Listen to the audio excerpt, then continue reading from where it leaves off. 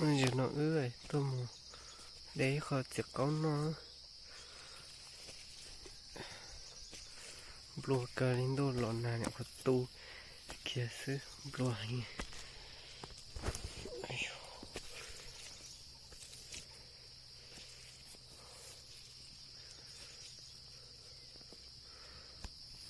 bùa đi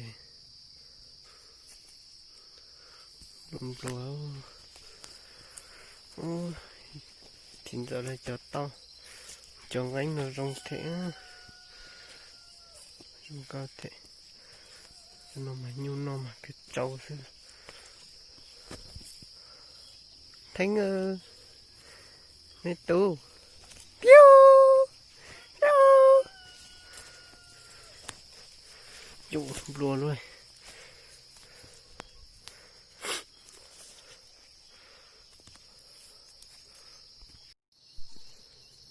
thế tiếp tục cho kiền đã có tiết tiện rồi chính ra tông này cho nó rong thế cho nó biết cho sống trong câu cái nó tụt tả thôi nó mua ý hả sống nó lo thế mà thì tụt tả chưa cho nó này có biết chia nữa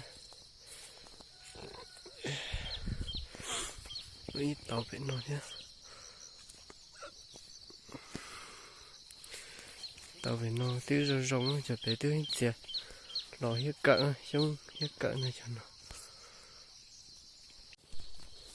dần cái cho bút nó rong thế chơi giờ bây tôi chia thế rong cao thế đủ chia chứ rong thế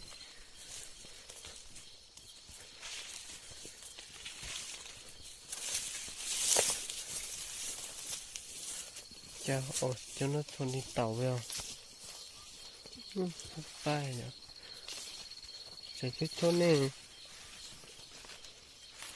cho nó sẽ chết thôn nè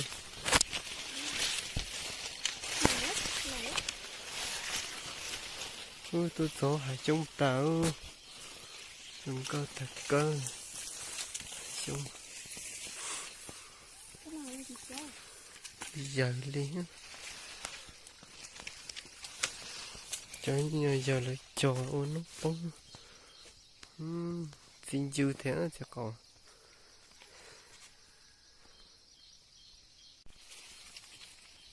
tôi cho muốn cho chắc còn nó xin dư thế tao thế chỉ cần như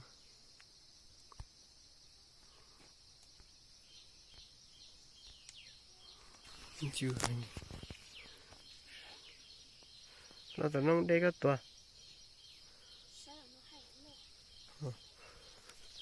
lo thế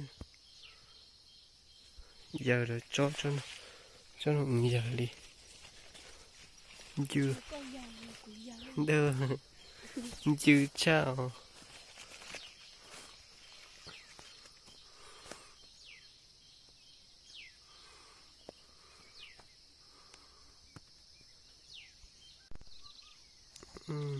bị đen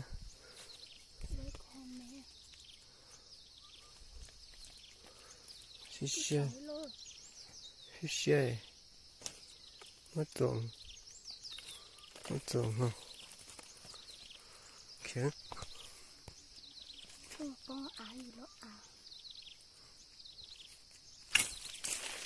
chủ tổ từ đấy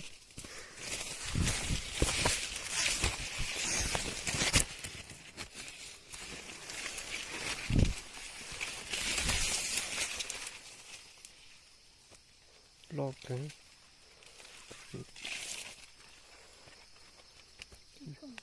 để cho nó hoa nhở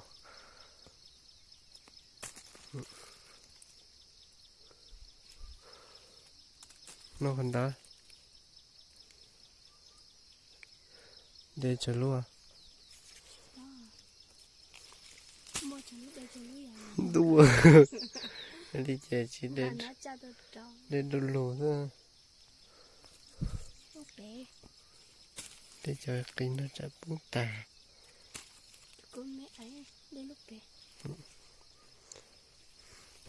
lúa giả hả cho nó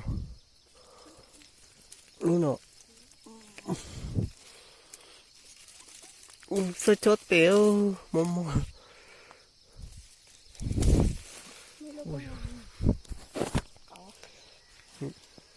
trong đấy vậy thì cái bên là tàu cái điều quá tên bỏ linh cả một lượt cha liều cho nó giờ người chỉ no kìa vậy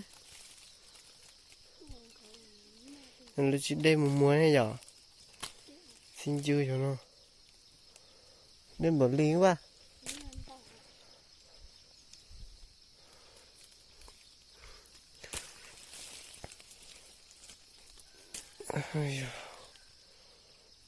thì cá cỡ chết thiệt cậu mà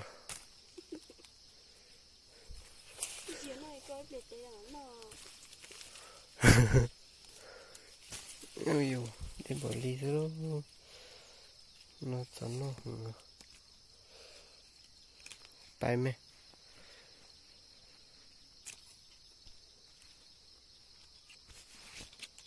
bay để từ để tao lỏ để từ lọt rồi nó giờ cháy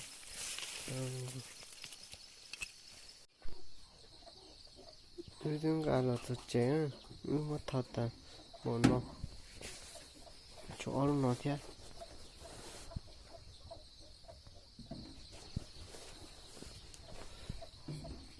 thật à một nó thì nói bị cháy nữa với trái chỗ không dừa tờ sai đi lò chung yếu tố ấy của chỉ nhỏ bí lọt thay ra mỗi vì thơ ra nó tao đi lò ấy lú chung yếu tố nè với trò này trong không dừa ba thằng ta cũng theo đi lò nè với trò non tao nữa mà chứ nó cũng phân nhà ta tọt cháy sẽ có cái non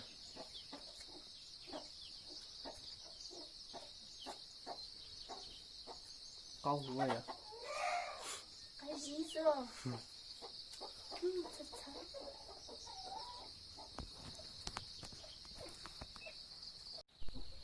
chạy hàng cái chạy đó thanh không nào chạy cái từ thanh nó nè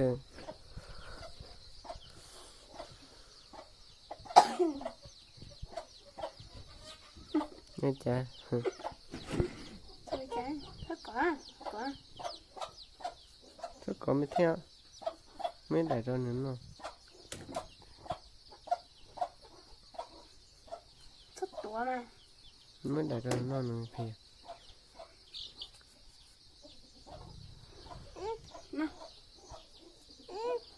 nói cái gì à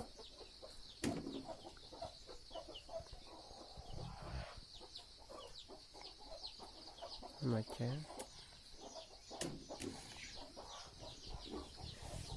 cá thế nó mà lái rồi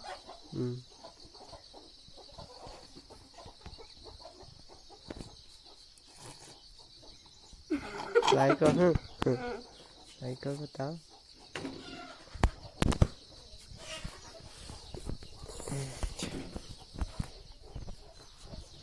cho nên cho nó cho con chó thì cá hình như này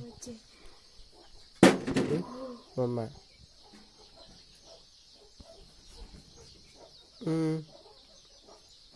cá hình nữa thì cá thế như chứ con liệt cái gì không gì lút thế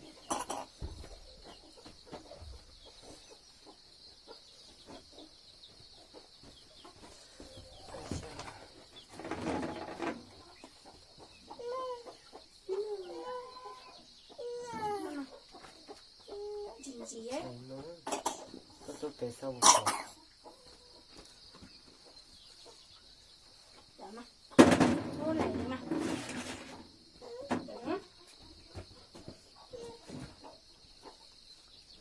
Hay à. Chỉ bỏ con tài. Bỏ ta. Chẳng đen. Ta nó.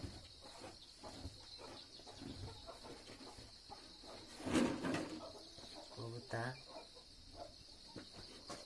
Khá. Con. Mới ra tôi nói theo.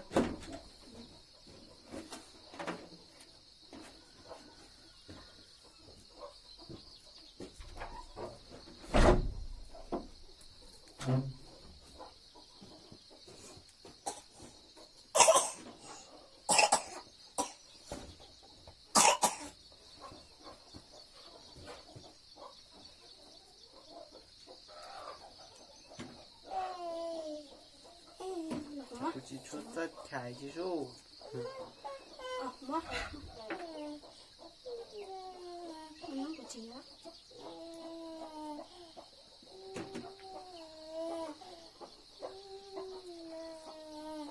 Rồi. Nó chả thấy. Chả nó sưởi à.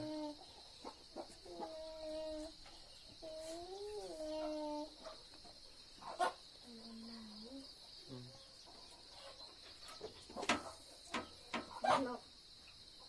Nhà lo nữa.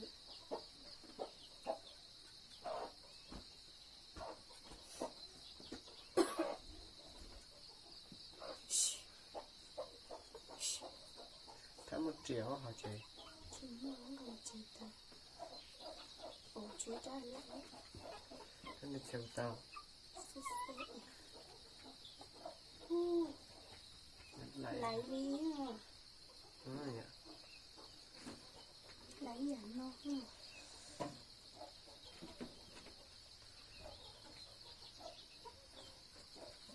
Thả nó ha.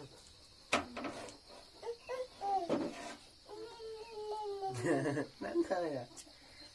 Đúng ạ. Bầu à. Muốn được nó à. Thăm bao mới tốt. Nóng đâu này. Đâu. Ai dặn ha. Đừng lo cái gì kìa. Nó đi ha. Nào. Cậu. Cái thằng nào của cháu kìa. Rồi. Không sao.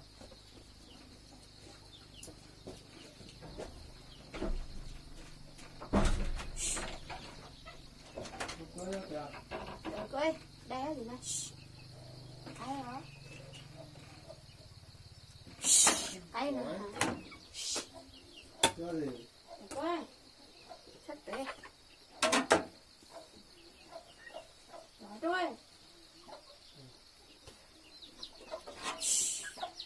Chưa cái lần nó chỉ có ủa. Rồi.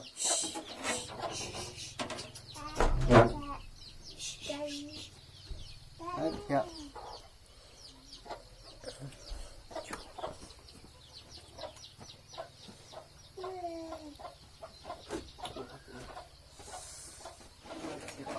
Chỉ cậu thấy cái gì nào? Chị nào nói cho thế nào con?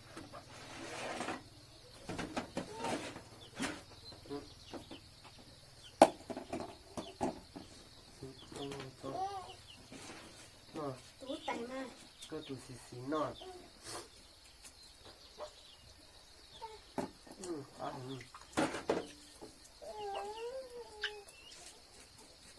Không đấy. Ai thấy là chị không hả? Cho nên sẽ là cùng đồ đi nó á. Ai là nhỉ? Nhưng mà tôi chào nhưng mà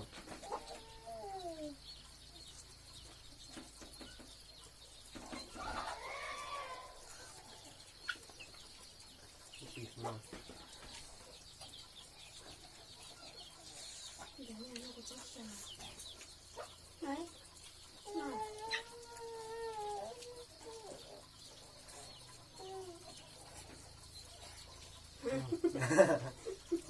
có rồi thấy Gì đâu sao.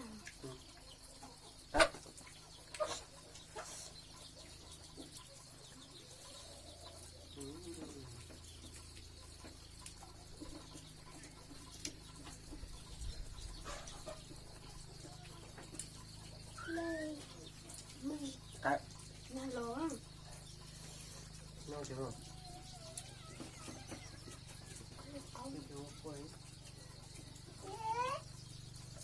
nè cái quạt đảo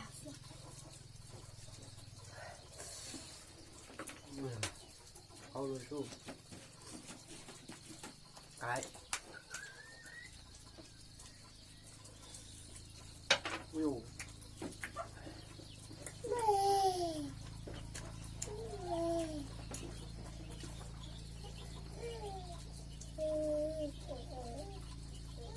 có xe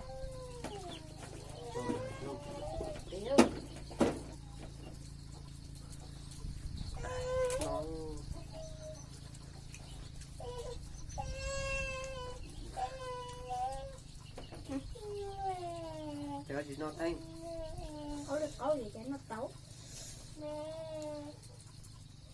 chị nó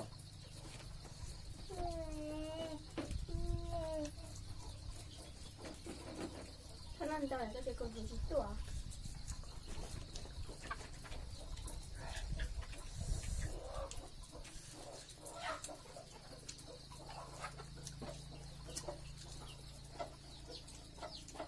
cái cột xe để trống gì để tôi về tôi sao mới chụp về mà lô rồi tôi tao tôi kìa tôi kìa nó mua tao té rồi tôi kìa sao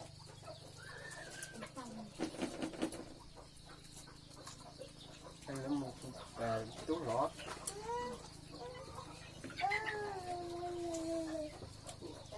chú à tôi thấy được anh là cá nữa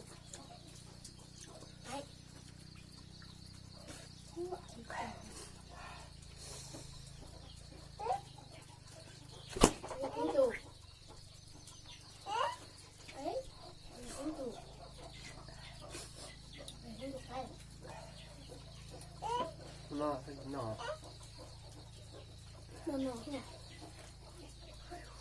cậu thổ mà cậu cá thanh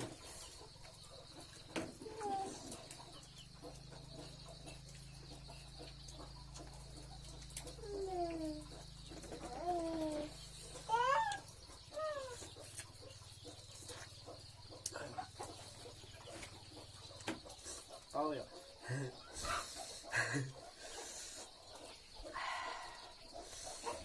nó lên cho cậu thổ nó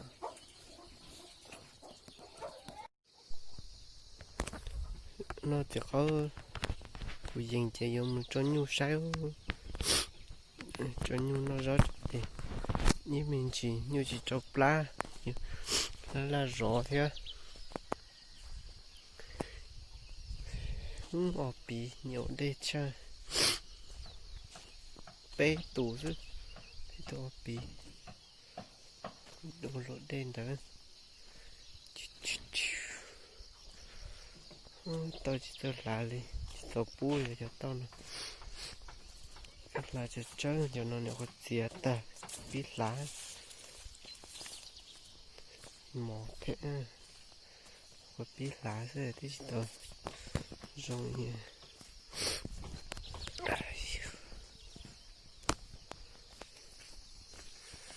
thứ tôi yêu luật sao mẹ đúng có nhiều á cho nó lùa cả còn cò léo như mấy bè gọi chẳng đâu cú tôi và kẻ khó khó mà cho nên chạy tàu chế nó lùa thế cho tôi kia nó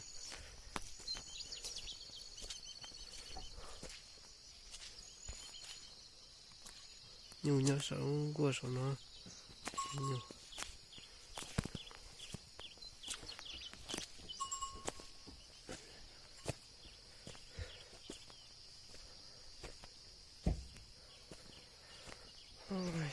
gõ cờ đi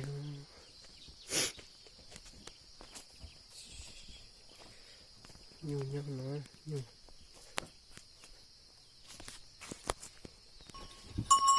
ý tụi mình nhiều nhau nọ tụi mở thì tụi mình nhau nó cha lỏng tại kiểu nó lọ đấy.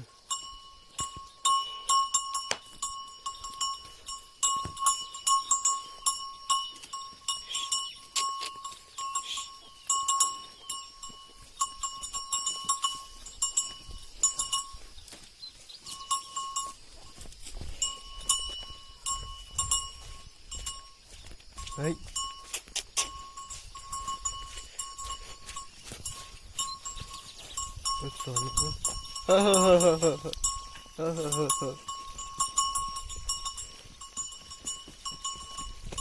chạy chạy chạy chạy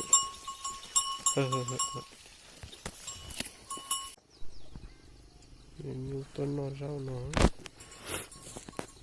phải nhiều sư ôi dụ nó nhìn cho tao đun đầu cờ ít ra nó to cái nó to đầu thế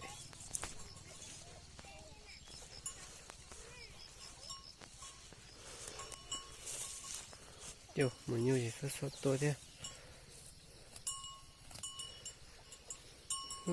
cho mình muốn cần đợi là cho bé chống thế cho nó là chỉ cờ họ là chỉ ta chống thế là cho bố tiền này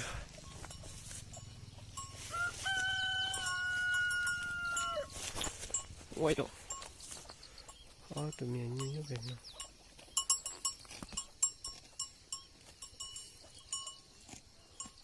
sao mà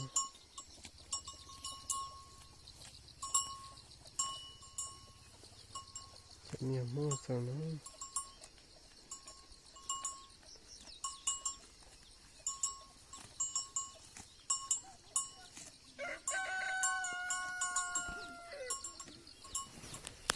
chỉ mới rau cho nhiều nó kéo chính nó tròn nó thế rau tết chuột tạ chỉ mới rau kìa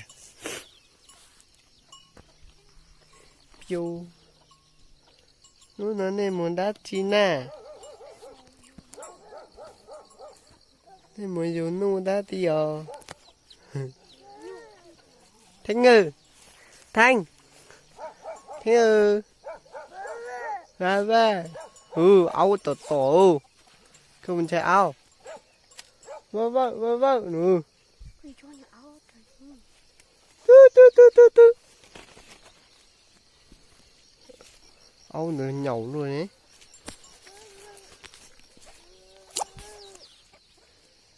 vui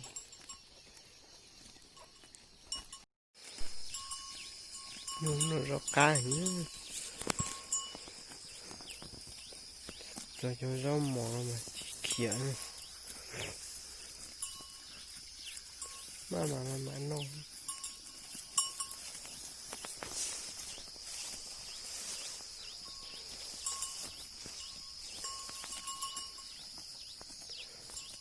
cá thế nhiều gió luôn chỉ mua rau nhiều gió hành thì nó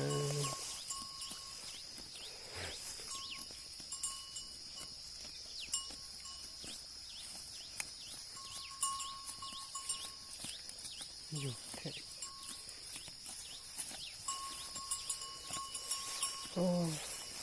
sò đâu cho tí tua chả cú tí tua sò chân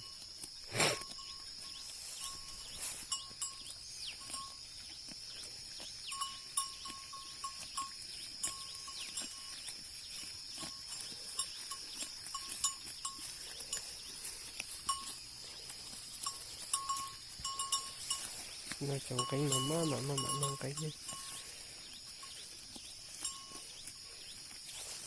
tôi trồng cánh nó như khỉa nhưng mà nó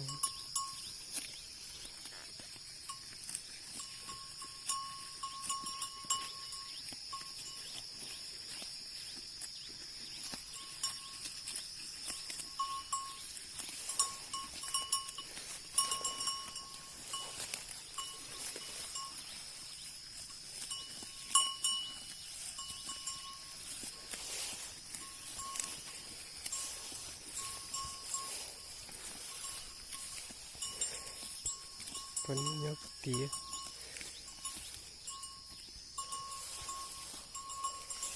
trời chả vô trò rò theo đi ôi dồi nhua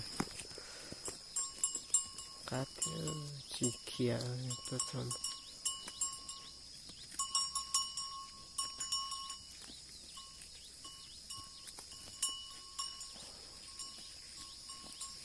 đây đây đây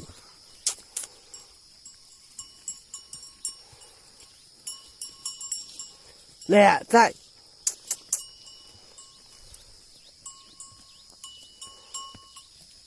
nó mà no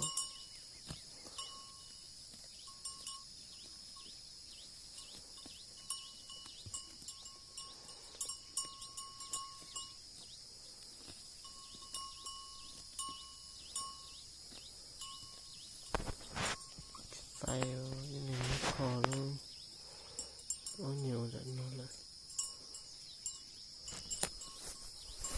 ôi dụ để tay ạ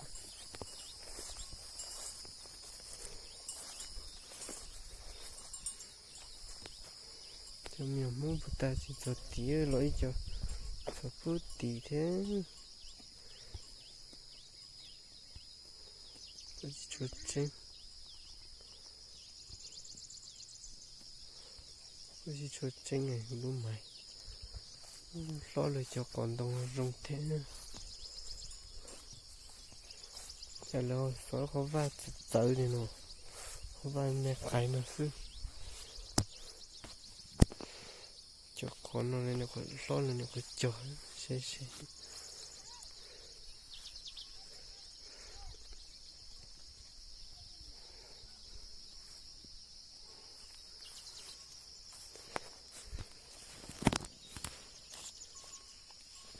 lấy một tay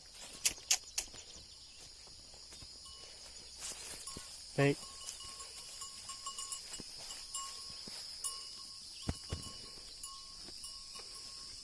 nó mà nó chẳng cánh nó chỉ mới rõ rồi nhưng nó đi mà nó chẳng cánh mà mò cho con lá kia xíu chẳng cánh mà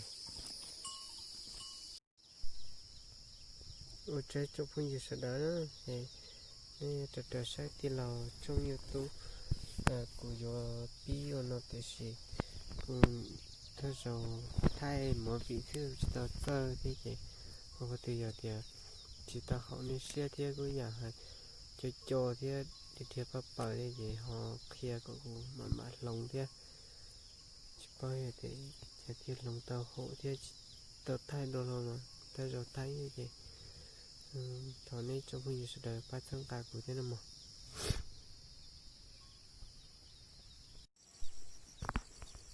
tôi sẽ nhu tầm nó rằng tôi sẽ cho hàng gánh mà món cờ li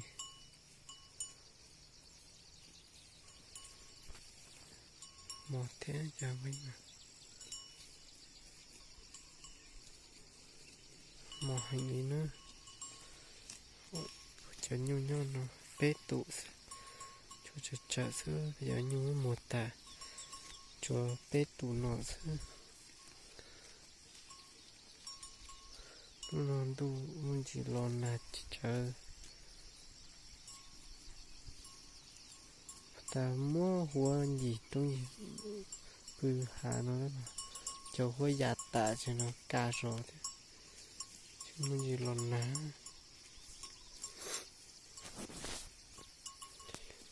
nó sẽ chụp lại đi luôn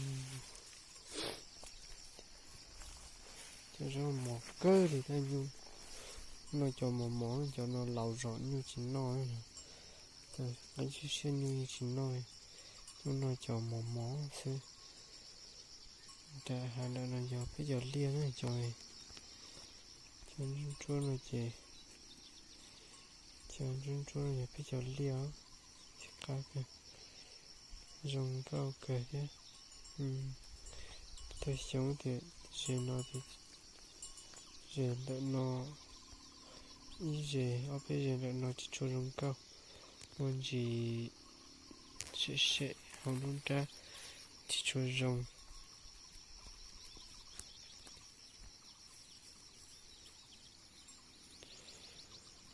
mong khi liên tàu thì ô dùng nó đi tàu nó giờ giờ cả người cũng người tàu nó thế cái tàu nó rồng thế thế tàu thế thế theo người ta tàu ủa theo tàu nó giờ cả có tin nào mà mong phải dùng nó thì bánh lì đi tàu đỡ còn nó thế tàu phun ra đây nó thế tàu phun sát tin nó đây cười mong khi liên tàu thế ủa thế giờ tàu nó vậy rồi lần rồi còn lia thế ủa thế tụi tụi giờ khi lia thế chỉ khi lia chỉ ủa template ya thế nó chỉ template nó thế dùng tàu chỉ có tàu thế dùng tàu thì có tàu template thế chỉ mong để lại